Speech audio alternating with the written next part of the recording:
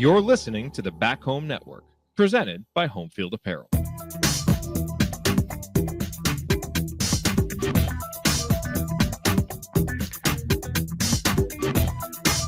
Welcome back to Crimson Cast. Galen Clavio, Scott Caulfield joining you.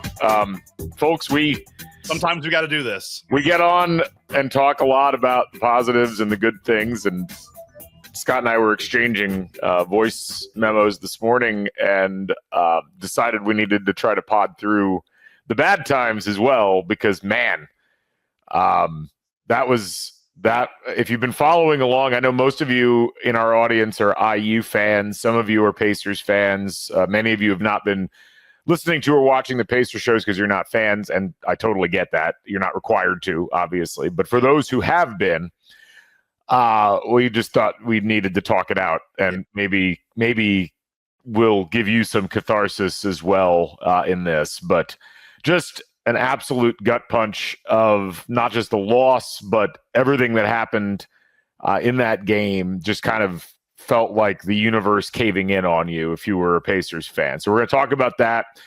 Scott and I are going to talk about what this loss kind of like contextualizing it, I guess, for lack of a better term. It's hard to do. We're going to try to do that. And then we're going to talk a little bit about the basketball implications. First, just a quick note. We are brought to you by Homefield Apparel, who did a wonderful job throughout this playoff run of making some amazing Pacers gear that you could buy at the team store. There's stuff on the website.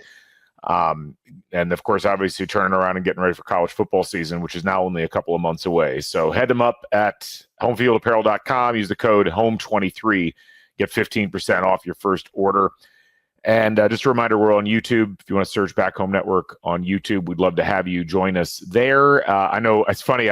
I met many of you down at the French Lick event that just happened, and a lot of people were like, I only listen on Apple. So we love the Apple folks as well. I know some people get the wrong impression, but we love you on Apple. But if you'd like to join us on YouTube, give it a shot. Just search Back Home Network on YouTube. We'll be there. All right, Scott, let's dive into it. Pacers lose Game 7 NBA Finals, and it was a game that started off real promising. Like the first 4.5 minutes of the game, Pacers looked into it. Shots were going up and going in. Oklahoma City looked a little bit rattled, and then the world ended as Tyrese Haliburton, in a non-contact situation, falls to the ground, and you could immediately tell, even without the 9,000 replays that ESPN decided to show later on in the game, that he had torn his Achilles. And was just one of those things that when you're a sports fan, rare is the case where you get all hyped up, the game actually gets started, and then very quickly it just derails so spectacularly. And that, even though the Pacers led at halftime and it felt like, they might be able to pull it off, reality and horrific officiating hit them in the face in the second half. They end up losing the game, and I don't even know exactly where to begin. I know where I want to go with this, but you and I were texting during the game, or obviously we're both watching it, and that was just, it was hard to take all by itself, but then to have to kind of get yourself back into the mode of, hey, we got 43 minutes of a finals game left, was almost impossible to do. It was like you were in a daze for most of it. Like, what the hell just happened? Yeah, no, definitely. I mean, I was angry, as a lot of Patriots. Like, there's part of me why are you cheering now? Like, why are we still playing the game? Like, this should just end. I get it. You have to, obviously, I get it. You have to keep playing. Yeah. Well, we're calling that over. It was one of those classic, if this happened in the video game, I'm just turning the system off. 100%. I'm just resetting. It's like, I can still reset this game. Yeah. I've done that in many online fantasies and just forget this. We're not starting the game like this. I was thinking this just a minute ago. Like, it couldn't have happened at a worse. Would it be awful at any point? But there was, Oklahoma City seemed as flustered as Indiana was, almost more so. If that would have happened, maybe in the third or fourth quarter, it's like maybe you just have enough emotion to ride it out. But yeah, it was the minute it happened, you knew it, and I'm toggling between like, well, this is tough for this game. And then it's like, this also is next season. Like, just you're toggling between like, shoot, there goes next year. And like, well, can we at least get a title this year? Like, that would make it worth it. But, you know, they came, and to have it happen to a team like the Thunder, who it'd be one thing if it was a team that just blitzed you and just hit a bunch of threes. And it's like, all right, well, there's no way we compete. They just grind you down. And that's what even sucked more is, you're just getting grinded down. It's like a lot of TJ McConnell, and I'm with all of my neighbors and friends who don't watch as closely as I do. And they're just like, man, why can't they just do this? I'm like, well, because they don't have Haliburton. Like, and it's like, well, just one guy. It's like, well, but that guy has so many downstream effects. Like, it just isn't that. And it's like, and by the way, like, the Thunder don't suck. Like, they're really good.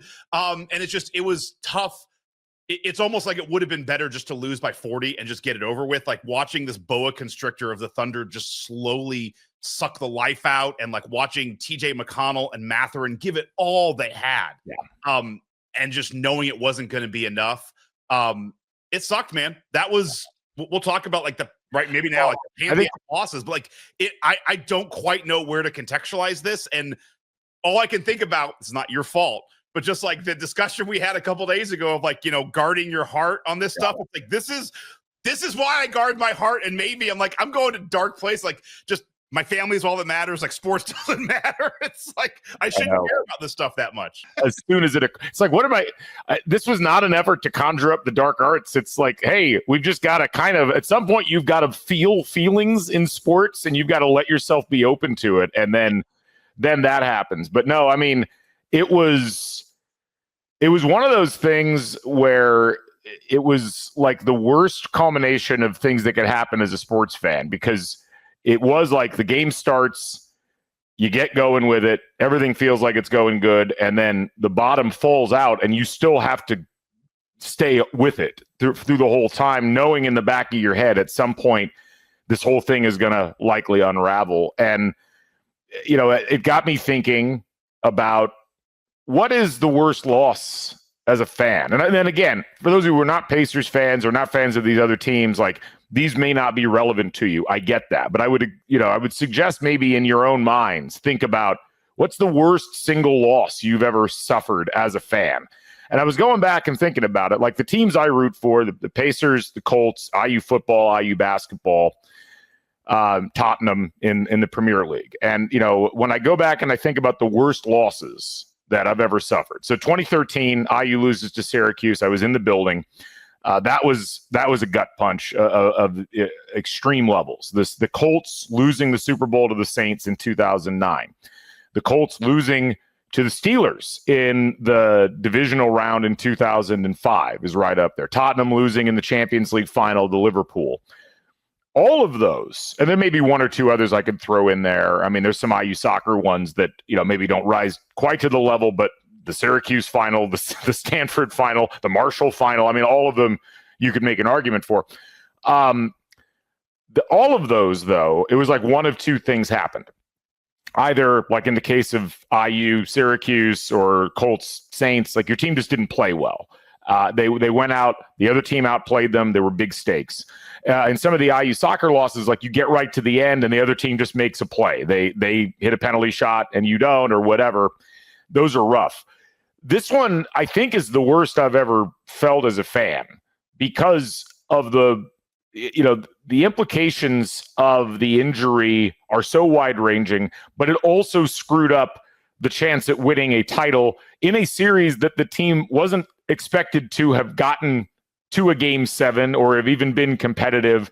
And it comes on the heels of this incredible playoff run where there's so much amazing emotion, and you're just kind of got this belief that it's going to work out and that somehow they're going to figure it out. And the game starts and it kind of looks like that. And then you get the injury right there and you have to process it while you're watching the game happening in real time. Like, I'm sure there are other teams that have had similar kinds of situations occur in championship games or really important games. I'm not saying I'm unique. I'm just saying, from my perspective as a sports fan, this was probably the worst loss I've suffered, not just because of the loss, but because of the totality of the circumstances that surrounded the loss. Yeah, because you didn't just lose. There's always going to be that what if of like, if the injury doesn't happen, do the Pacers win that game? And I mean, great, we have the moral victory. It's like a lot of people say in 2004 we would have won the Pacers are the best team, and the Malice and the Palace screwed that up. It's like, all right, well, that was in November. And it's like that. It's like moral victories are awesome. Like we don't get to do anything about that. Like that's the part that sucks with this. I went through my list. I think this is number one because my list has, so let me rephrase. I told this to my son. Hopefully this helps some people out there. And I do mean this. I'm trying to get this in the right space. I told him before the game. I told him after the game that, the only thing that changes last night was what banner we're going to put up, whether it's an Eastern Conference Finals banner or Eastern Conference champion banner or a NBA World banner, championship banner. I'm doing a horrible job explaining it, but it's just whatever banner we're going to put up.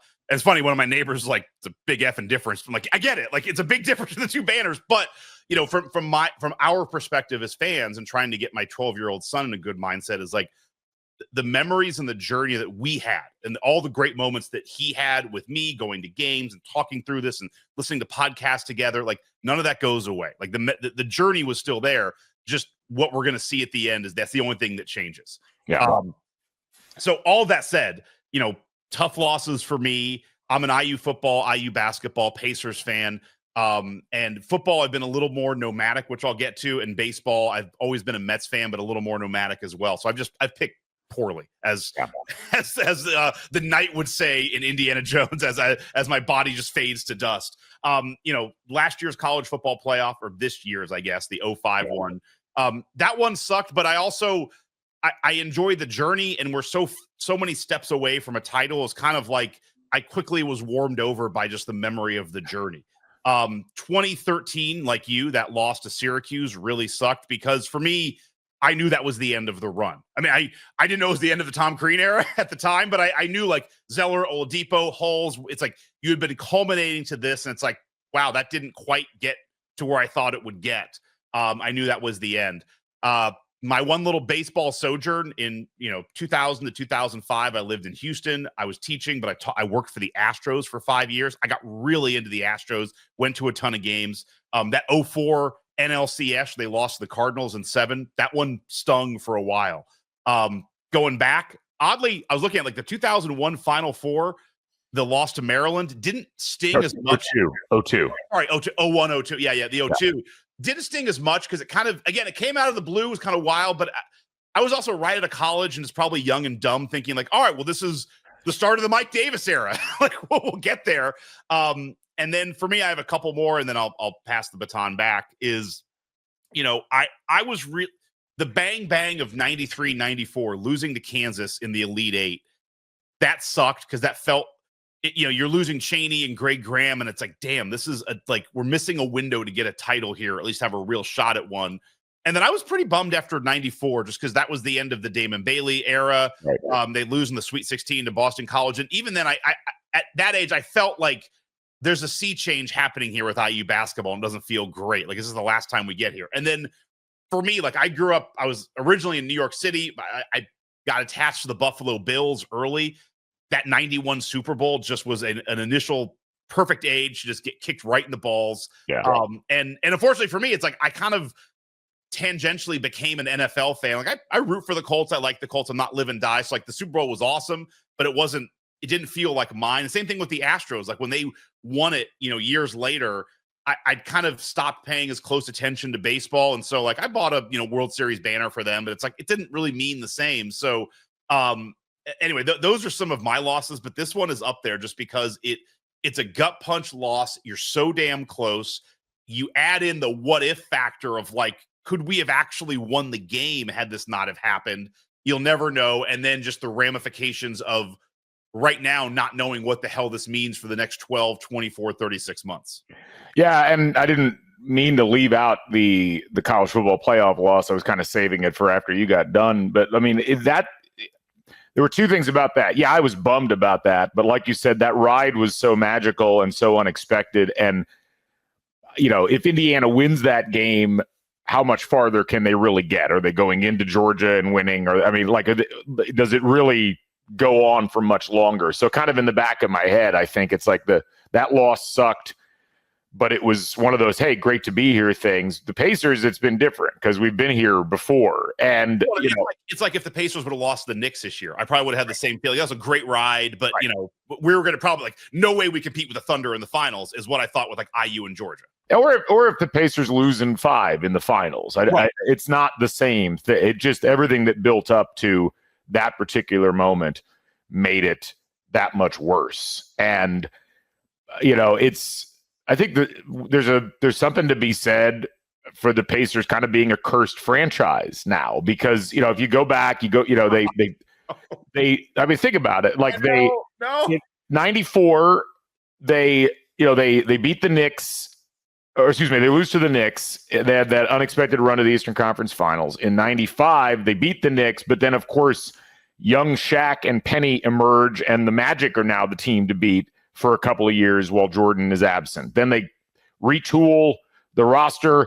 Everything's set up in the strike year in 99, and then they lose to an 8-seeded Knicks team in a ridiculous series that they should have never lost. And then they finally break through in 2000, and they run into Shaq and Kobe and the Lakers, who have just emerged, and now they're the team to beat, and that's the first of the three-peat years for them. And then in 04 and 05, they put together another title-contending team, and that blows up. And then Paul George's leg breaks in 2, in 2014, and then Victor Oladipo becomes the new hope, and then infamously his leg disintegrates, and you finally work your franchise all the way back to this. And I think it's funny because I was listening to the Simmons, Russillo, Zach Lowe pod this morning while I was walking around. I was like, I don't know if I can actually listen to this, but I'm glad I did.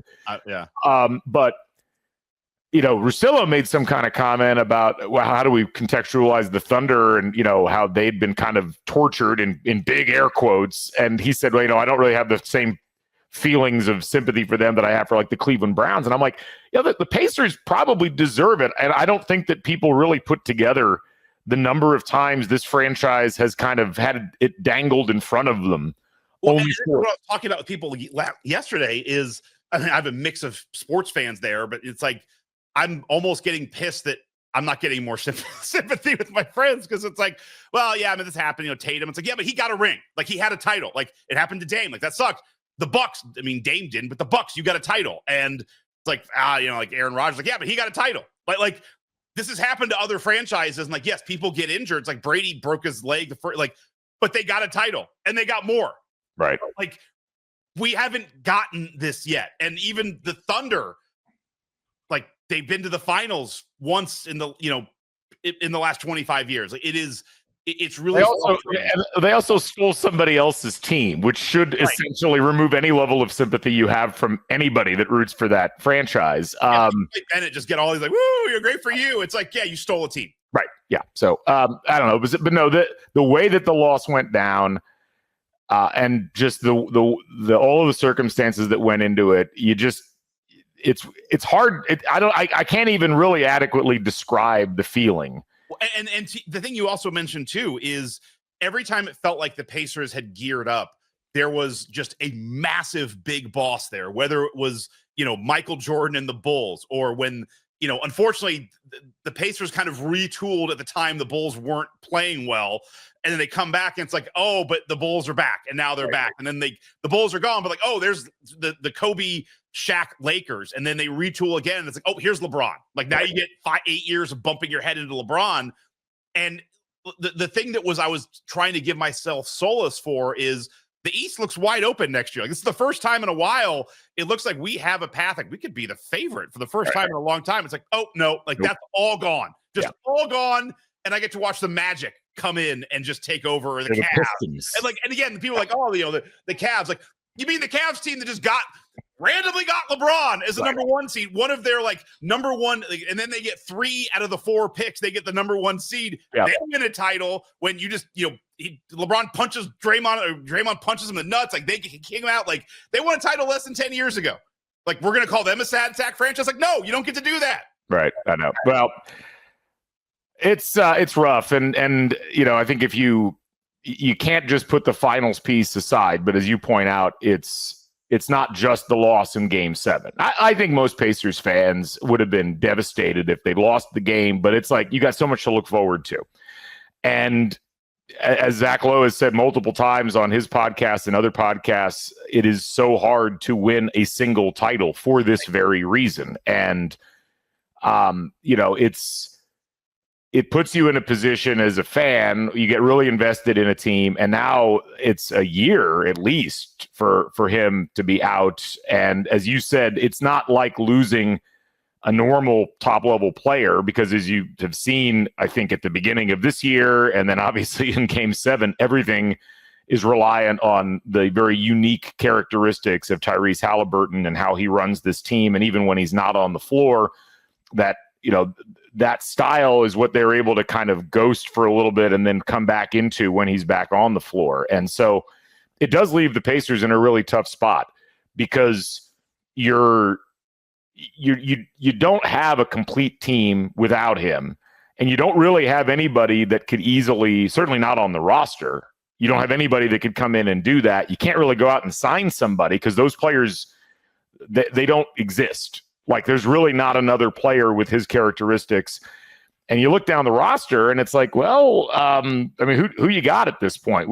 Benedict Mathurin does not look ready to make any kind of a leap into being an everyday player. He may have to be just by necessity, but it goes from a team that, as you said, was probably going to be one of the 2 or 3 betting favorites to get out of the East next year, to a team that is probably hovering around the play-in tournament, maybe out of the play-in tournament, because I just don't see how they adapt their style of play. The thing that has made them unique, the thing that caused so many people to fall in love with the Pacers that weren't Pacers fans, the thing that made them who they were and what made them so successful, and that alchemy that existed on the roster that allowed for this playoff run to happen, that's not something that you can just conjure up with another approach. I'm sure Rick Carlisle is going to do his best, but I don't know exactly what they do in going into next year.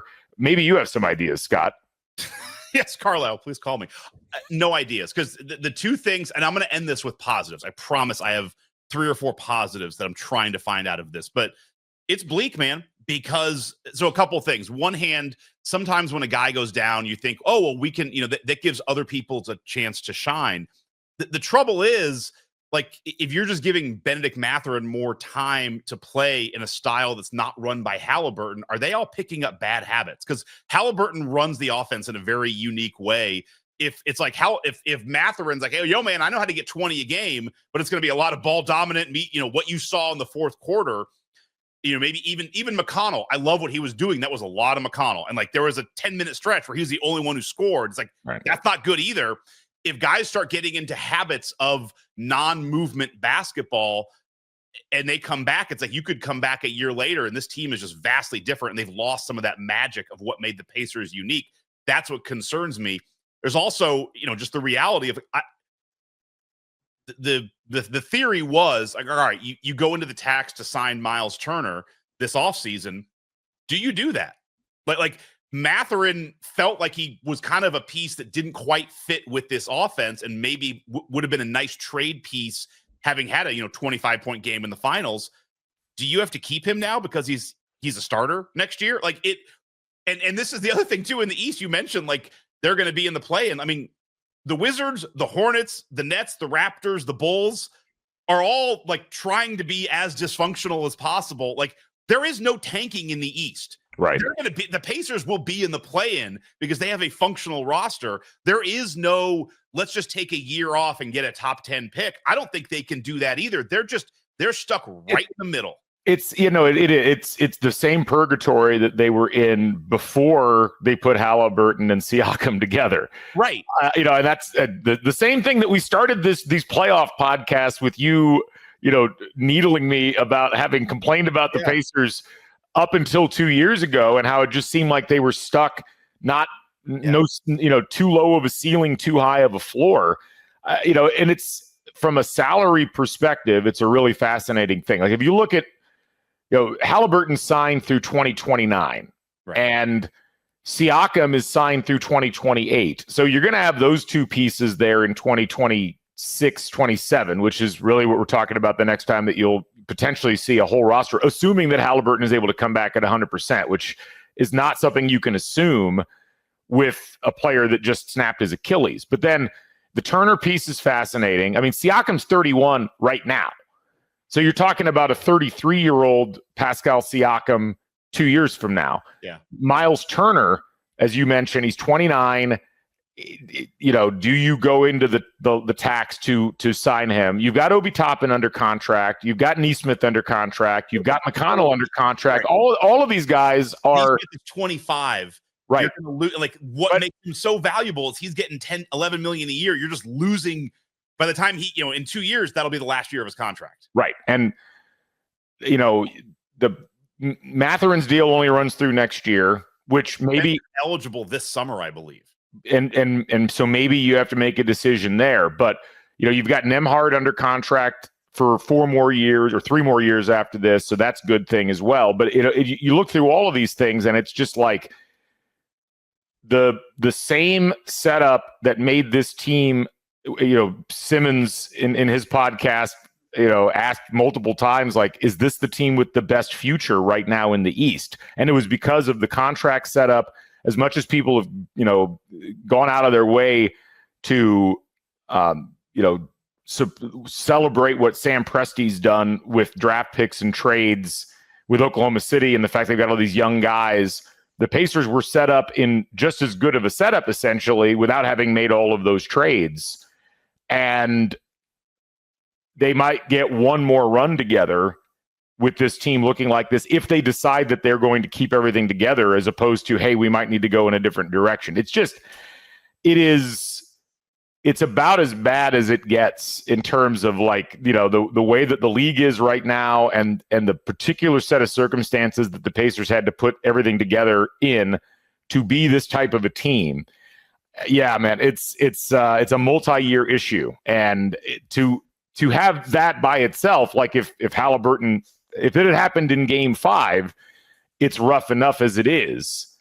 For it to happen in Game 7 and have all of the future stuff that we just laid out is just really hard to get your head wrapped around. So I think one of the positives the Pacers had was, I do think a lot of free agents would have wanted to have played with Haliburton based on the style he plays. And now it's like, all right, well, I'll put that on pause. Like, it's not going to happen this offseason. Right. And because a lot of guys, maybe next offseason was like, I want to see, is he back? Like, is he going to come back to that? Right.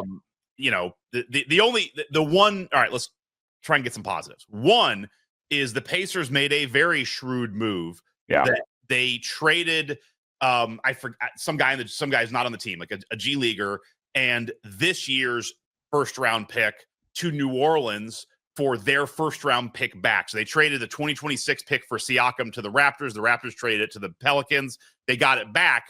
So that ends up being very, very fortuitous in that if the Pacers do decide, or there's a path for them to tank out of the play-in and get a lottery pick, they have their pick back in 2026. Like, that's first silver lining, is that, like, if they didn't have their first round pick next year, this would be even bleaker. At least you control it. And if you're really bad and maybe you have, you break the curse and you get the Mavs luck where you're able to get a high round pick that you don't deserve, that's now a possibility where it wasn't literally 2 weeks ago.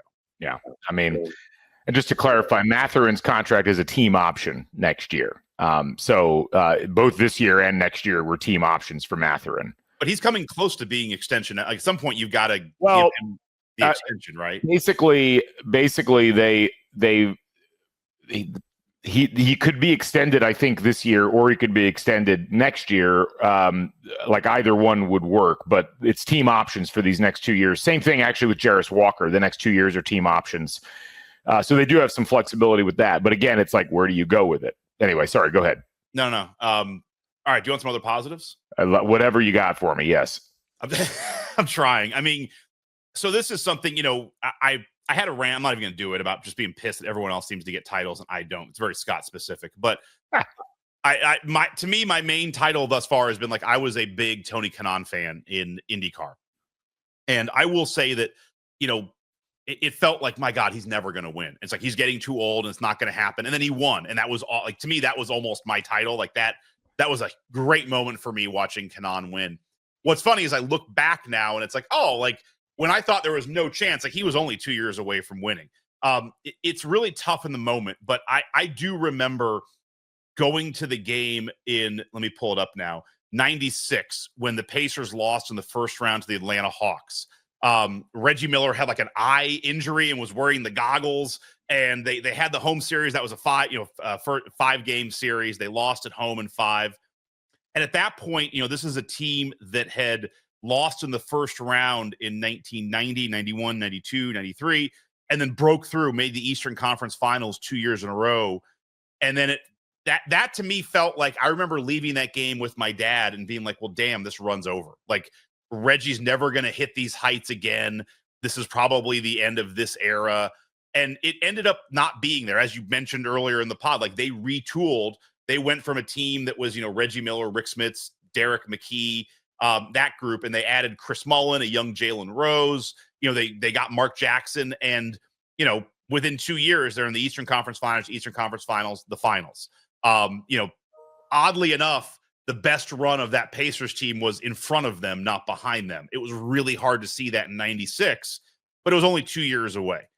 Vastly different circumstances, but in retrospect, you can look and see like, my God, how's this ever going to get out? And you can kind of be like, well, in retrospect, it wasn't that long. So I'm just, at this point, like there's a world where you take a year off, you retool, maybe you get some different pieces and you come back and you're in a better place. And in retrospect, it's like, dude, the Hallebertton era, there was actually more ahead of us than behind us.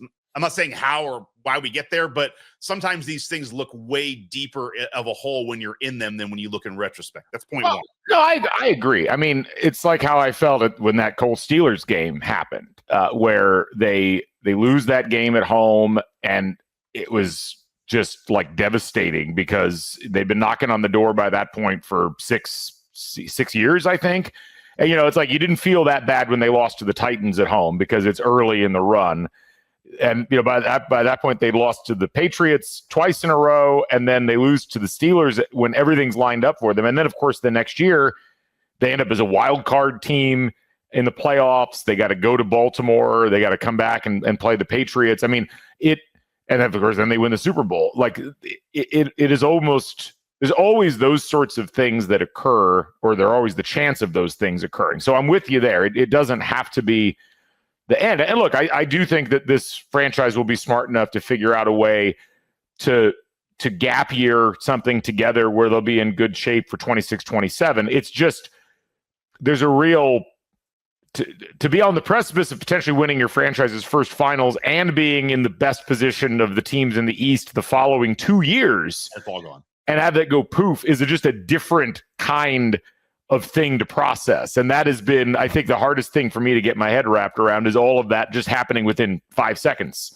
But I'm with you. I'm with you. Is like, it's not like a give up hope thing. That's not what I'm saying. It does, however, feel, you can tell when your best years suddenly evaporate because of something that just comes out of the blue. And that felt that way last night. It did. I'm not saying these are right. I'm trying to find positive spins. The other one that I was thinking is, the one of the, not negatives, but an issue. I mean, issue is the right word, but just go to online, synopsis or not online synonyms and find a better word. With Haliburton was, you watch him in games, he's always immediately putting on a back brace, like he's heating his back. He's had lower leg issues a lot of his career. One was a hyperextended hamstring, but then he's had kind of calf issues and he's had leg issues throughout his career. And we this is something Tony and I were talking about a lot last year. Like, the guy just needs some time off. Not like this, but all I'm saying is, early in his career, Steph Curry had a lot of ankle issues. And my understanding is they actually, taught him how to kind of re-walk and run in a way that wouldn't affect his ankles as he was rehabilitating an ankle injury that had him miss one of his first early seasons. He came back, figured it out, and he's good to go. The hope is, I've been saying this for a while, an off season where Haliburton could put some weight on, get a little bit bulkier, help him defensively, I think would have helped. I didn't want it this way, but again, just trying to find silver linings. Maybe this is a time where he's able to add a little mass to his lower body, his upper body. Maybe he can re-engineer some of the ways that he's doing things and come back in a way where he's not healthy. Because there was the way that Haliburton was going, it felt like you could get 2 or 3 months out of him, and then there would start to be these lower leg issues that were popping up. I'm not saying it was always going to happen, but it just, maybe there's a way he can re-engineer his body in this time, come back a little stronger and maybe a little more durable after this. That's, again, just trying to find a silver lining out of this. No, I mean, perhaps, and you're right. I mean, it has been kind of a chronic issue of the lower body issues with him. Whatever you can take out of this that could be a positive for the future, you have to. And look, I do think there's a larger conversation. Putting that aside, and we'll kind of close on this, I think, and this was something I've heard on a couple of other podcasts now. What is really going on with all of these Achilles tears in pro basketball in particular? I mean, this is 3 top-level players, yet relatively young players, who have had their Achilles old man injury. It was like that was in your late 30s, like that was the Kobe thing. It's a guy, you had it old and you're done. But it's where there's a couple of things that intersect with each other. One is you've got so much specialization. You got guys playing so many games as teenagers, and then that just accelerates as you go through. You've got some of the best players gone after a couple years in college, where you do get a little bit of a respite from the games that you're playing, but you're training all the time. And then you go into the NBA. The NBA keeps adding games. They add this in-season tournament. That all of these things, this has got to be something that the league looks at a little bit. And when we keep getting the pushback on, well, no, we don't need to shorten the schedule, or we can't shorten the schedule because we don't want to give up the money. Like, it's a similar question that ends up getting asked in soccer, where they keep adding more and more games to the top players. You're playing in your club team's domestic league, and then you're also playing in Europe in the Champions League, and then you're also playing qualifiers. It's like all of this talk about Christian Pulisic not wanting to play in the Gold Cup, and him being like castigated for that. It's like, at some point you ride your horse to the point that they can't run anymore, and the insatiable appetite for money from these leagues, and the insatiable appetite that people have, to like hyper specialize their kids, and this idea that you have to do all of these things, and so many of them, from a game playing perspective. It's nothing's going to change is the problem, but the fact that you've seen all of these things, it's hard to look at those 3 players tearing their Achilles the way that they have, and not say to yourself, there's something going on here that's not just random. They all wore 0. That was the other weird. That's the other. That's a little bit odd. Yes, but Lillard is older, so that's one that and he had not been playing, so that's one that makes a little more sense. But I'm with you. Also, I pointed out, it's not. This is partially when you're watching Thomas Bryant and Bradley play in the finals. It's like, this is the third Achilles this team has dealt with this year. James Wiseman and Isaiah Jackson blew out their Achilles like within a 2-week period, just gone. Like, how many teams have had 3 players blow their Achilles in a season? Not very many. I'm with you though. Something is going on, whether it's just that they're training too much, they're too focused on so many things. It's not just the hyper specialization, it's the amount of games they play as younger players. Something is going on, but if you're, the sad thing is nothing's going to happen. But if you are the NBA, and this is something they talked about on that Simmons podcast that I'm halfway through, this sucks for the league in that, I'll take it away from the Pacers for a second. Like, the Celtics are one of their premier franchises. You had a great team going for a second title. Like, this is a core that's fighting, that you now have, people now know Jason Tatum. It's like, oh, he's gone, like just gone for a year. And now, we are Pacers fans, but this Haliburton thing was all over everything. Like, Haliburton, is he a star? Is he not? His dad, like, you've now created a character that people liked. And it's like, this is a fun story. Even if they lost, it's like, this will be a great team to watch next year on Christmas. Like, poof, that's gone. Just completely gone. You've now lost the Celtics. You've lost Haliburton. Like, you're building up these guys and they're just gone. And it's one thing if it was like an injury where he could come back in, November, December.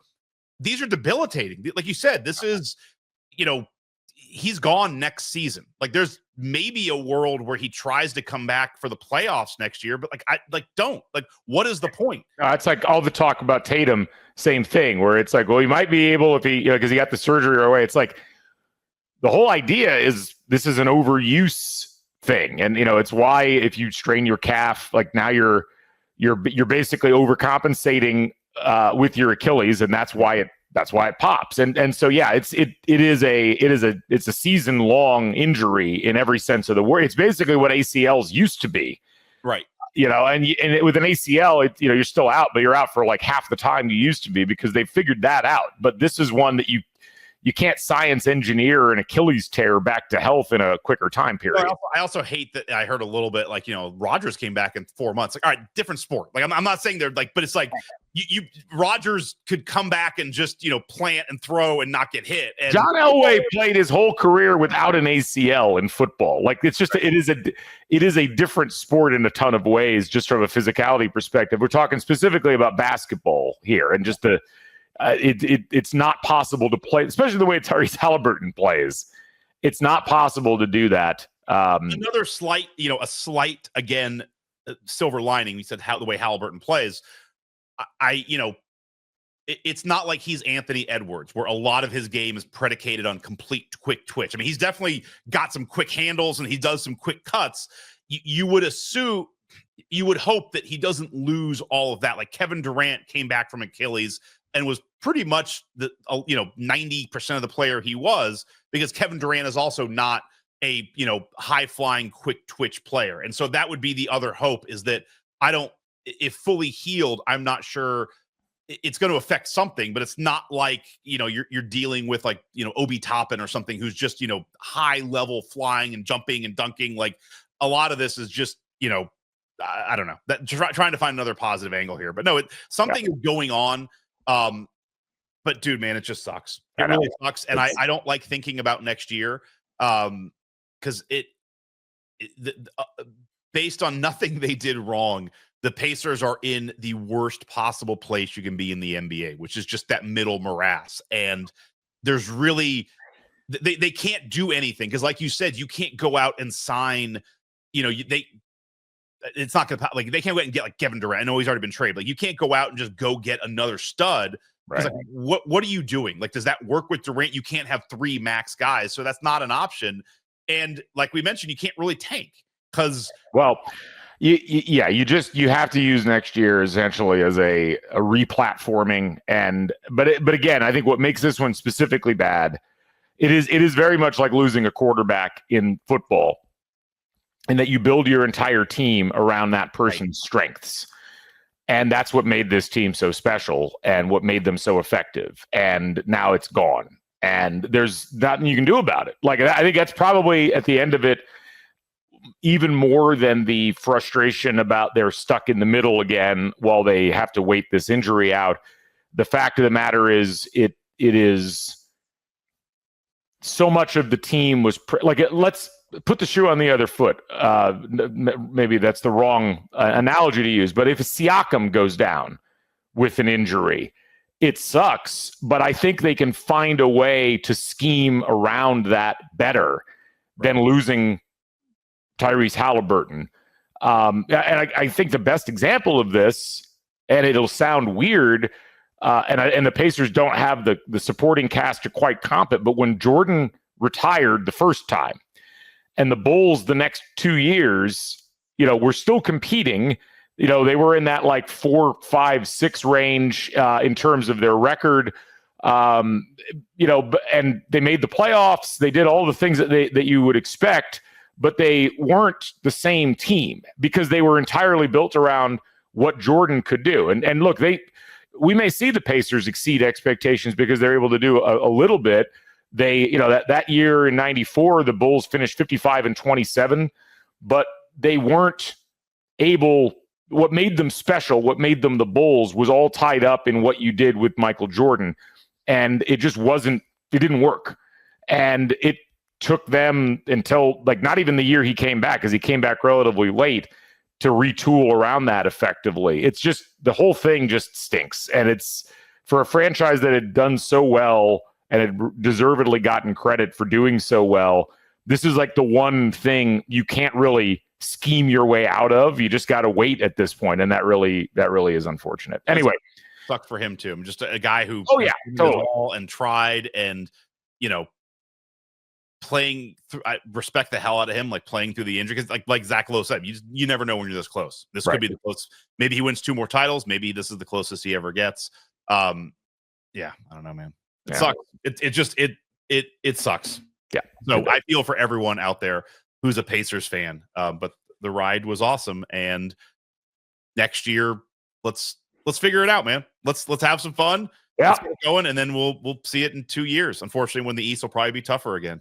No, I mean, we've been saying that about the East for years. I'm not holding my breath at this point. So anyway, all right, we'll wrap it up here. Thanks to all you for joining, and we'll be continuing to podcast here on Crimson Cast. Plenty to talk about throughout the course of the summer. So for Scott, I'm Galen.